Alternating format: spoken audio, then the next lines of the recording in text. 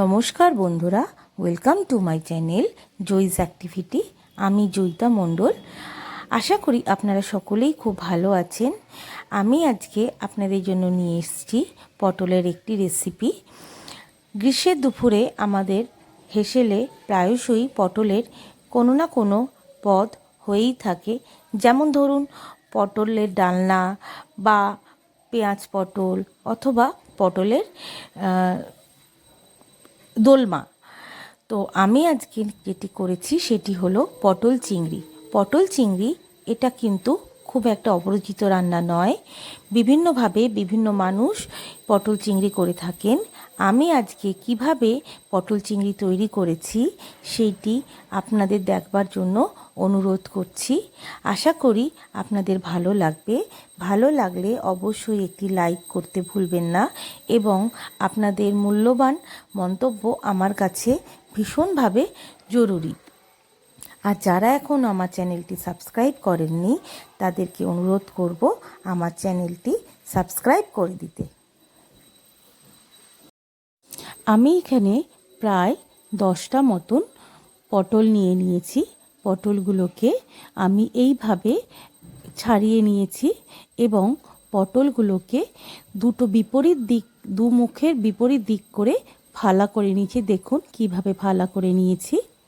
যদি একই দিকে আমি ওপর নিচে ফালাটা দিতাম তাহলে পটলগুলো সহজে ভেঙে পড়ে যাওয়ার সম্ভাবনা থাকে।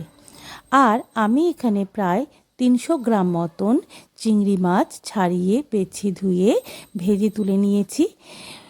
চিংড়ি মাছ ভাজার পর কড়াইতে যে তেলটা ছিল তার মধ্যে আর একটু তেল দিয়ে নিয়ে আমি ছাড়িয়ে রাখা পটলগুলো নুন হলুদ মাখিয়ে ভালো করে ভেজে তুলে নিলাম। পটলগুলো দেখুন এইভাবে সুন্দর করে আমার ভাজা হয়ে গিয়েছে।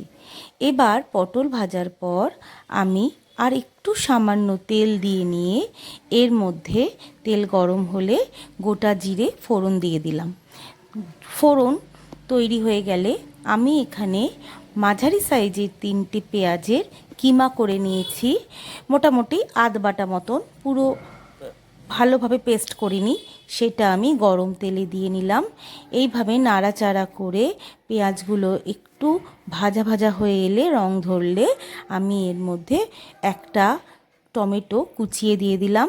টমেটোটা নরম হওয়া অবধি আমি অপেক্ষা করব। টমেটো নরম হয়ে এলে আমি এখানে আদা রসুন আর কাঁচা লঙ্কা মোটামুটি 1.5 টেবিল চামচ মতন দিয়েছি। কাঁচা লঙ্কা আপনারা যে যেমন ঝাল খাবেন সেইভাবে দেবেন। এখানে কিন্তু আদার পরিমাণটাই বেশি ছিল, রসুনটা কিন্তু আদার থেকে কম।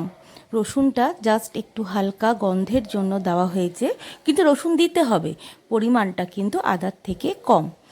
এখানে আমি একটা গুঁড়ো মশলার ঘোল তৈরি করে নিয়েছি। যেমন 1 চা চামচ ধনে গুঁড়ো, 1/2 চা চামচ জিরে গুঁড়ো আর কাশ্মীরি লঙ্কা গুঁড়ো, হলুদ গুঁড়ো।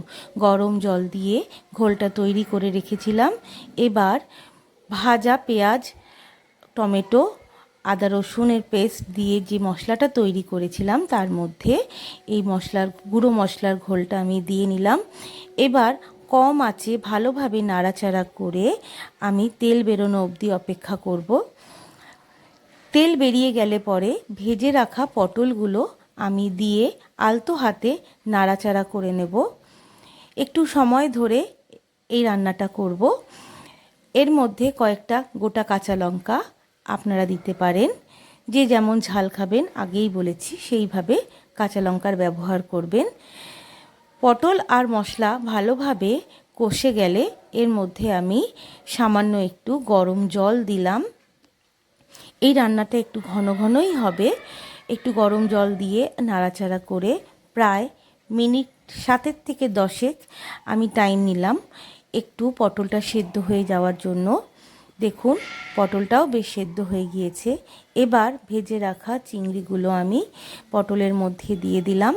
তারপর ভালোভাবে নাড়াচাড়া করে নিলাম। আর একটু গরম জল দিয়ে দিলাম। তারপর হাই ফ্লেমে ভালো করে পটলের এই গ্রেভিটাকে ফুটিয়ে নিচ্ছি। আমার রান্নাটা প্রায় হয়েই এসেছে। এই পটল চিংড়ি রেসিপিটা কিন্তু দুর্দান্ত খেতে হয়। আপনারা আমি যেভাবে বানিয়েছি একবার করে দেখুন। আশা করি সকলেই খুব ভালো বলবে এবং আপনার নিজেরও খুব ভালো লাগবে। এই রান্নাটা কিন্তু একটু গ্রেভি গ্রেভি হবে। তারপর সব শেষে আমি এর মধ্যে হাফ চা চামচ মতন গরম মশলা গুঁড়ো দিয়ে দিলাম। গরম মশলা গুঁড়ো দিয়ে নাড়াচাড়া করে নিলাম। তারপর গ্যাসের ফ্লেমটা আমি অফ করে দেব। গ্যাসের ফ্লেমটা অফ করে দিয়ে আমি এখানে সামান্য, এটা অপশনাল, ইচ্ছা হলে একটু ঘি দেওয়া যেতে পারে, আমি একটু ঘি দিয়ে দিলাম, খুব সামান্য একটু ঘি। চাইলে এর মধ্যে কিন্তু ধনেপাতা কুচিও দেওয়া যেতে পারে। ব্যাস, আমার রান্নাটা রেডি হয়ে গেল। আমি কিছুক্ষণের জন্য একটু স্ট্যান্ডিংয়ে রেখে দেব। তারপর 5 মিনিট বাদে আমি একটি থালাতে সম্পূর্ণ তরকারিটাকে তুলে নিলাম। ভীষণ সুন্দর দেখতেও হয়েছে, যেমন খেতেও খুব সুন্দর হয়েছে। আশা করি আপনাদের ভালো লাগলো। নমস্কার।